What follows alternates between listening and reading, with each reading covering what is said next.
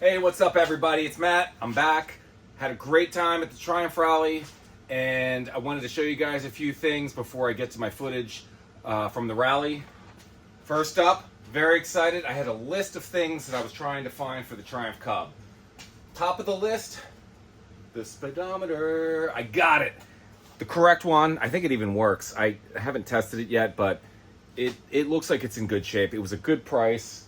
The correct speedometer. Very excited that that happened to be there. I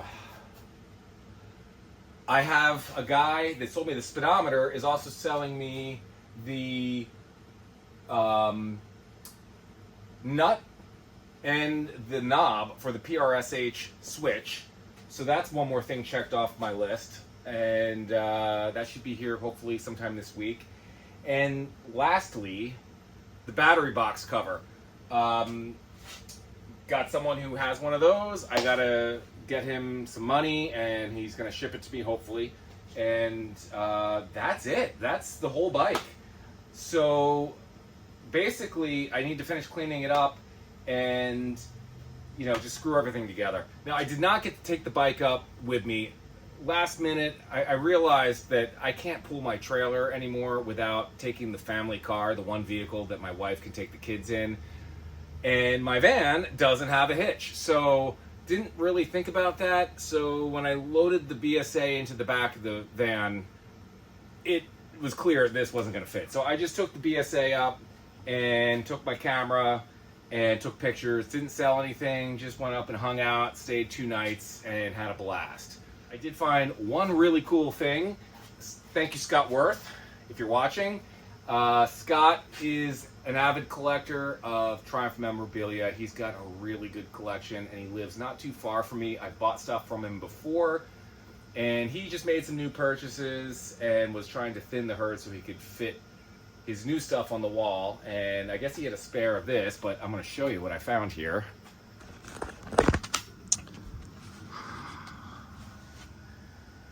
The Gary Nixon centerfold from Cycle News, 1966, I believe, 66, 67, I'm not sure.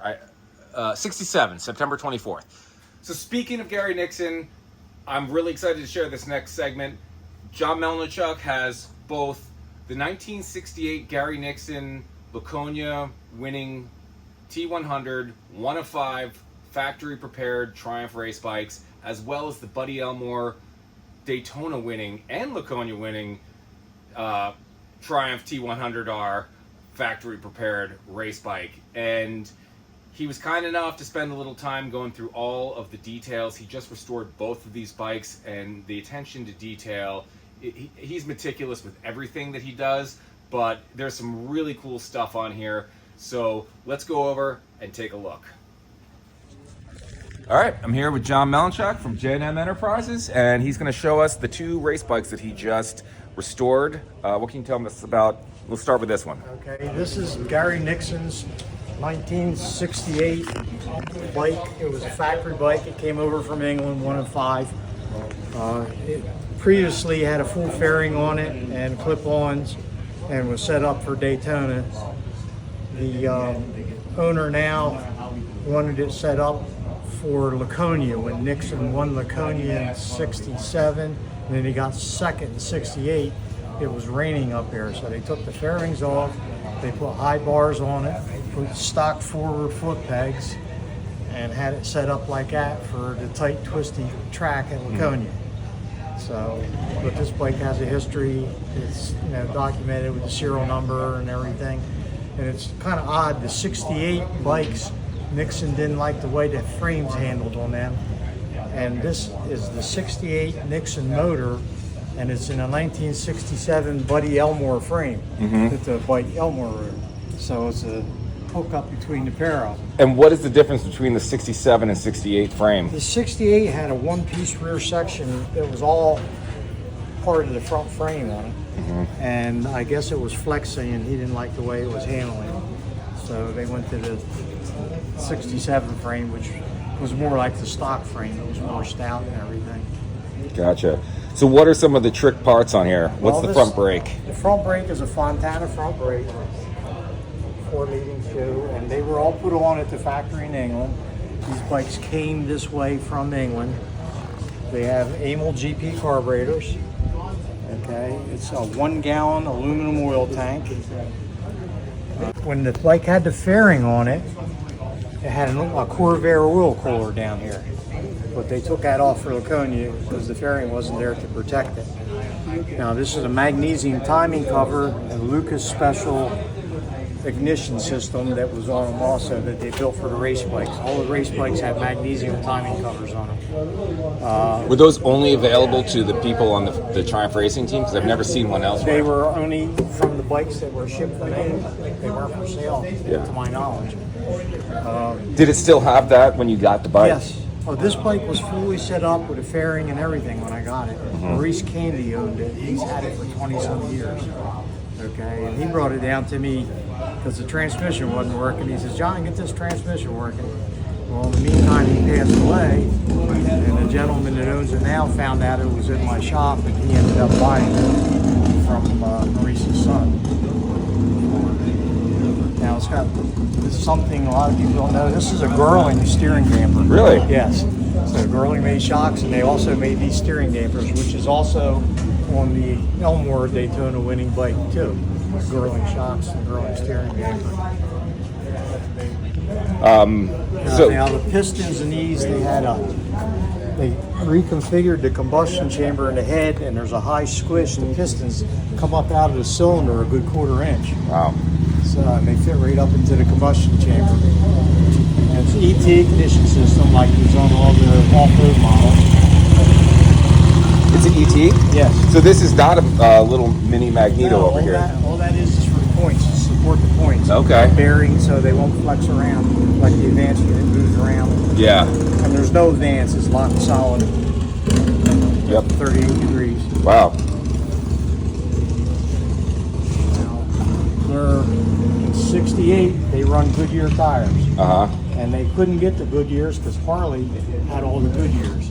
Somehow Rod Coates ended up getting a set of Goodyears for these bikes when they were at Daytona.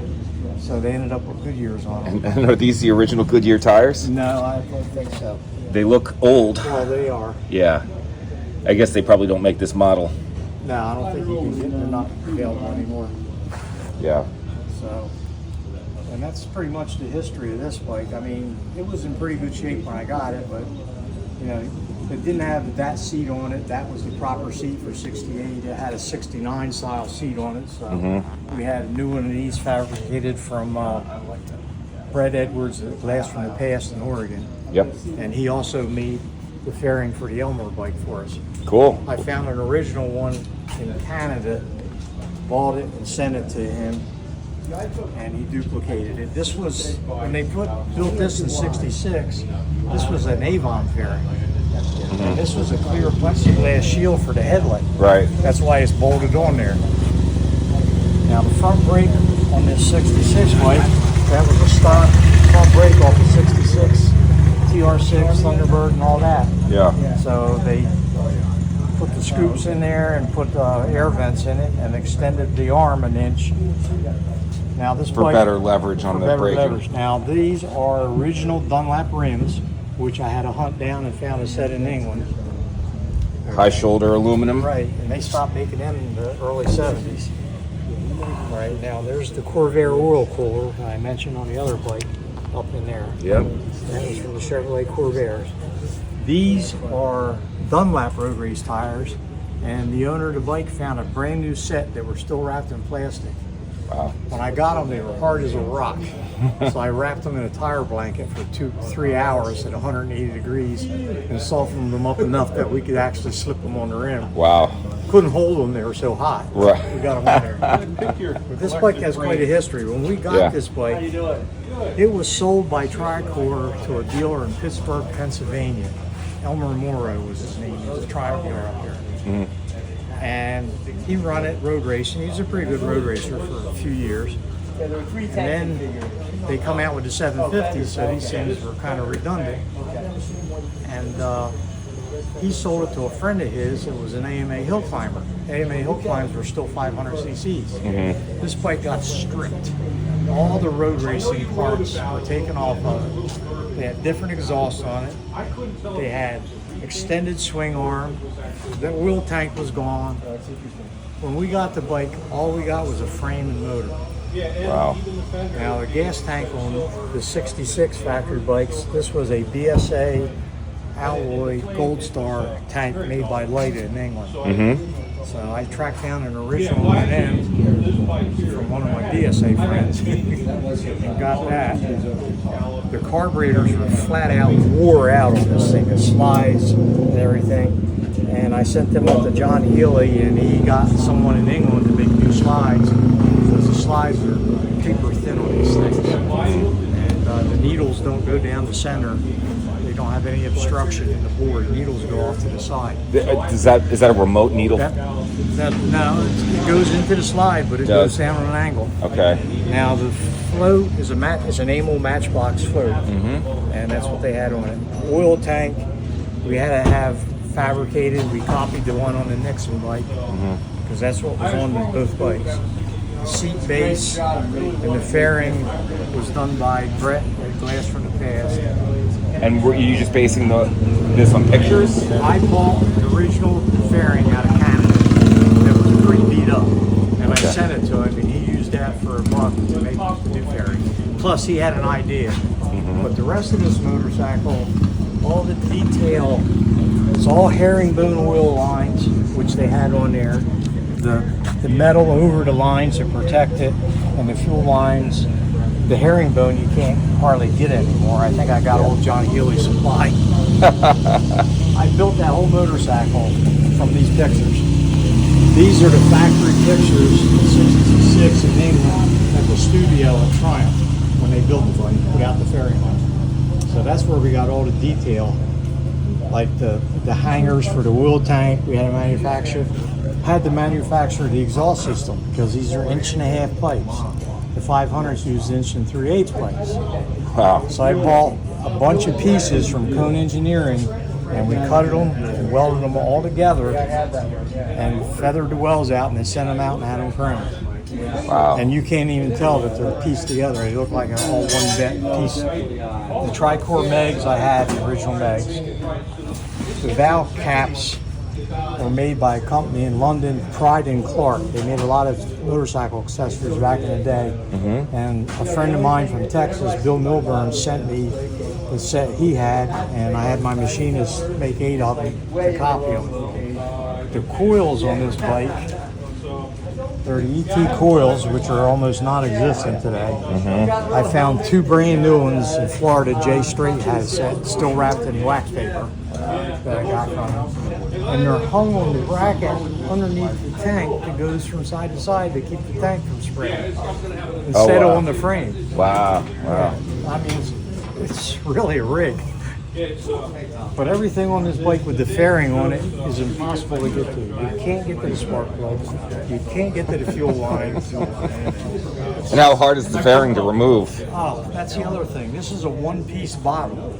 All right. Yeah. So 68s had a 2-piece bottle with Zeus fasteners. You can pop it right off. Right. These are screwed in. The top's got 4 screws on each side and 2 screws on the bottom.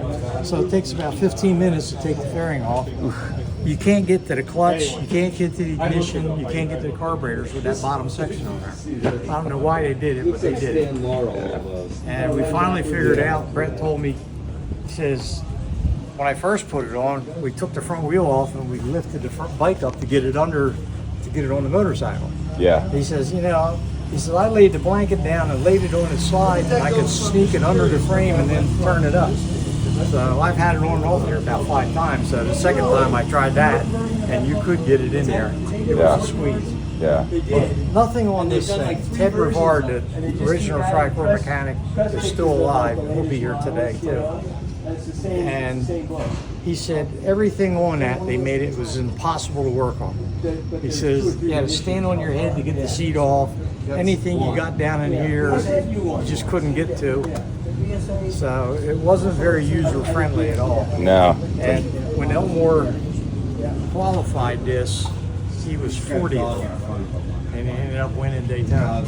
Now the other bikes, they were having some troubles with the motor, and they didn't finish. This one did finish.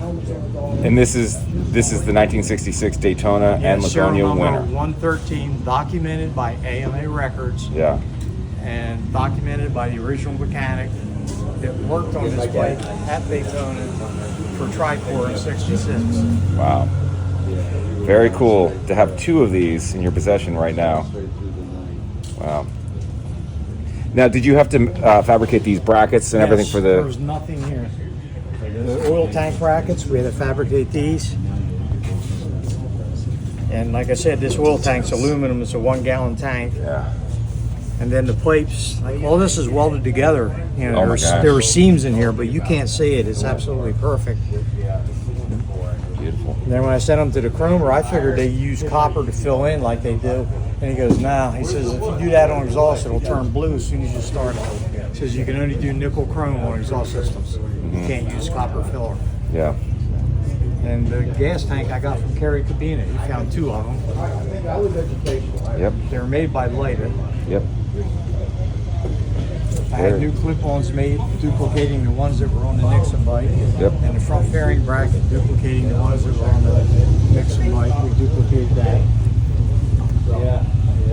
Took a pedal. The rear sets, we didn't have them, and the brake pedal. Keith Martin down in Texas restored the Nixon Daytona winning bike, and he had 3 sets of these cast and fabricated. Wow. So he sold me the extra set he had. Beautiful machine. There was a lot of people involved in Yeah. Sounds like it. finding the parts and the help. How long did this whole year. project take? A year? That's actually pretty fast considering how many parts had to be Many made. phone calls around the world. When I found the rims in England, they were on eBay. The guy wouldn't sell them out of the country. So I had to call my friend Cliff at Ace Classic. Cliff, here's the number. Can you get these rims for me? So he went and bought the rims and then shipped them over. Takes a village. Yeah. All right. Well, thank you, John. I appreciate the your time. Beautiful bikes. I hope you enjoyed that segment. This is going to be a short one this week. I would have loved to have filmed more at the rally, but I just get so wrapped up in looking through parts and talking to people that, holding a camera next to me is just not my second nature. I'm probably a pretty bad YouTuber. If I'm going to do this, I should get a little bit more serious. Also, the audio was not the best. Another thing I need to do is invest in a proper microphone, but you get the gist. So anyway, thanks for watching. I'm going to be back in another week or so, hopefully with some new parts to put on this bike. I don't want to put together the headlight nacelle until I get that PRS8 switch wired up and bolted in place, and then that whole thing can go together. And hopefully pretty soon I'll have the rest of the polishing done and we can get this thing off the lift. So keep checking back, hit that subscribe button if you haven't already, and thanks for watching. We'll see you next time.